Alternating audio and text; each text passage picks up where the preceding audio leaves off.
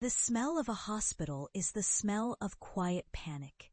It's disinfectant over old linoleum, a sterile blanket trying to smother the raw human fear underneath. My grandfather was on the third floor, sleeping his way toward the end, and my father had cornered me by the vending machine. I spoke to Herr Schmidt, he said. His voice was low, but it had the density of a sledgehammer. He has a position for you at the firm. An apprenticeship. Real work, Lucas. A future. I stared at the plastic coil holding a sad-looking bag of pretzels. I have a future, Papa. A future? He laughed, a short, sharp bark that made a nurse down the hall look over. Tapping on your computer in your room? That is not a future. It's a hobby, a child's game. My hands clenched in my pockets. Fear was a cold stone in my stomach. Fear of him, fear of failure, fear of this conversation right here, right now. It's not a game, it's a platform. It's called ArtisanFlow. It's logistics software for independent creators. He waved a dismissive hand, the thick, calloused hand of a man who'd run a successful construction supply company for 30 years. Logistics. Creators' words. You are talking about words. I am talking about a pension. I am talking about health insurance. Your Oma is up there. He gestured with his chin toward the ceiling. And you are down here dreaming of nonsense. It's not nonsense. The words came out tighter than I wanted. Defiance was pushing back against the fear. It's a real idea. It could be big. Big? He stepped closer, his shadow falling over me. I was 22, but he still made me feel like a boy. Your grandfather built his house with his own hands. I built a business that puts food on our table, that pays for that machine keeping him breathing. We build real things. What are you building? Clouds? Castles in the air? I'm building a company. You are wasting your life. You had 6 months of savings left. Your mother told me. Then what? You come to me for a handout? To fund this Spielhai? My jaw ached from clenching it. I won't. Good. Then you will take the job with Herr Schmidt. You start Monday. It wasn't a suggestion. It was a command. I looked down the long, polished corridor at the flickering fluorescent lights. I could see my whole life laid out on that floor. A straight, clean, predictable line. Work for Herr Schmidt. Marry a local girl. Take over Paca's business eventually. Die in a room on the 3rd floor of this very hospital. The fear in my stomach turned into something hot, something rebellious. No, I said, my voice quiet but clear. My father's face hardened. The disappointment was a physical thing, like a wall rising between us. What did you say? I said no. I'm not taking the job. I'm going to make ArtisanFlow work. He stared at me for a long moment. I saw the calculation in his eyes, the final tally of his son's worth. I had been found wanting. Fine, he said, the word clipped and cold. Then you are on your own. Do not come to us when your fantasy falls apart. Do not ask me for a single cent. We are done. He turned and walked away, his heavy work boots making solid, angry sounds on the linoleum. I stood there by the humming vending machine, the stone of fear in my stomach now mingled with the terrifying, exhilarating lightness of being completely and utterly alone. I had a laptop, a half-baked prototype, and enough savings for 6 months in the cheapest room I could find in Berlin. It was all I had. It had to be enough. The first 2 years were a blur of gray. Gray Berlin skies, gray concrete buildings, the gray pallor of my own skin from lack of sunlight. I found a tiny, damp room in Neukölln where the heating was questionable and the Wi-Fi was a prayer. My world shrank to the 15 inches of my laptop screen. My co-founder was Felix, a friend from university who believed in the idea as much as I did. We communicated mostly through code and late-night Slack messages, fueled by cheap coffee and cheaper instant noodles. Failure was a constant roommate. Bugs in the code that would take days to untangle. Potential clients who would listen politely and never call back. The server crashing on the day of our first big demo. My savings ran out. I drove for a food delivery service at night. The smell of other people's hot meals a constant reminder of my own cold dinners. My bike was my office, the city my cubicle. Rain-soaked and exhausted, I'd come home at 2 a.m. and code until my eyes burned. There were calls from my mother, her voice tight with worry. "Lucas, please, your father, he asks about you. Just come home for dinner."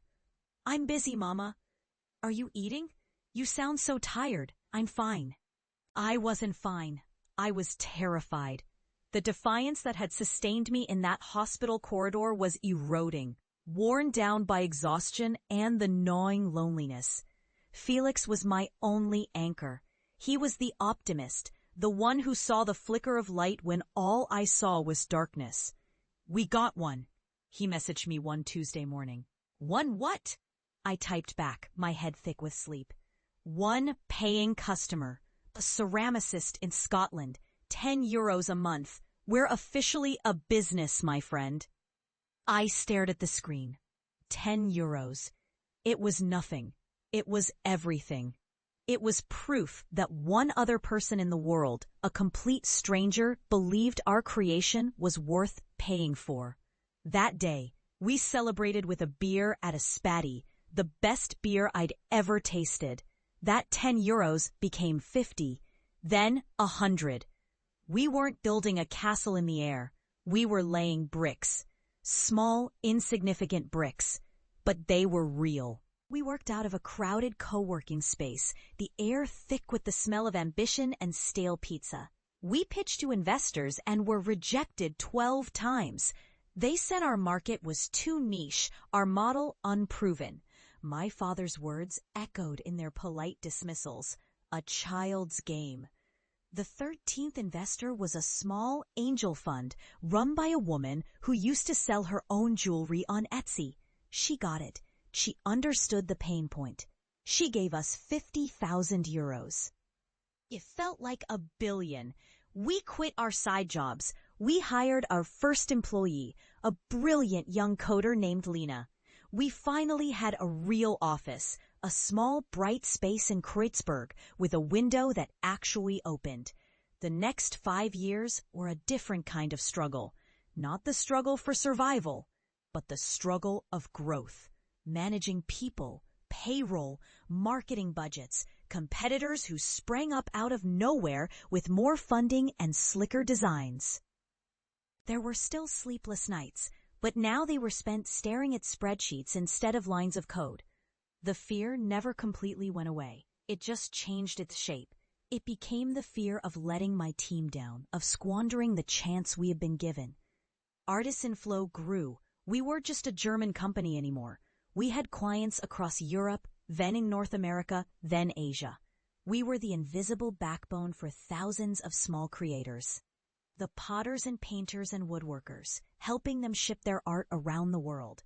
I saw our name mentioned in tech blogs, then in major business journals. I started getting invitations to speak at conferences. I bought a new coat. I started eating at restaurants where the menu wasn't taped to the wall. I hadn't been home in 7 years. The phone calls with my mother were still strained, full of unspoken things. My father never came to the phone. Then, an email arrived from my cousin Anna. A picture of the whole family was attached. They were celebrating my parents' anniversary. My father looked older. His hair was thinner, more gray. There were lines around his eyes I didn't recognize. My mother called a week later. "It's your father's 65th birthday next month. We're having a party, in the garden." Her voice was soft, hesitant. "Please, Lucas, it would mean so much." I looked out the window of my office. It was a corner office now, with a view of the Spree. Below, Berlin hummed with life, a city that had taken me in when I had nothing, and had, in its own gruff way, nurtured my dream. "Okay, Mama," I said, "I'll be there." The drive back to my parents' suburb felt like traveling through time. The same neat houses, the same manicured lawns. I was driving a dark gray electric Audi, a car that was silent, sleek, and utterly alien to this street. I parked it a block away and walked, feeling like an imposter. The party was in full swing in the back garden. Uncles, aunts, cousins, the whole clan. My mother saw me first, and her face flooded with a relief so profound it almost buckled me. She hugged me tightly, her small frame trembling slightly. You came. I said I would. My father was standing by the grill, a beer in his hand. He saw me over my mother's shoulder. He nodded once, a stiff, formal gesture. Lucas. Papa. The afternoon was a minefield of pleasantries. Everyone was polite. But I felt like an exhibit.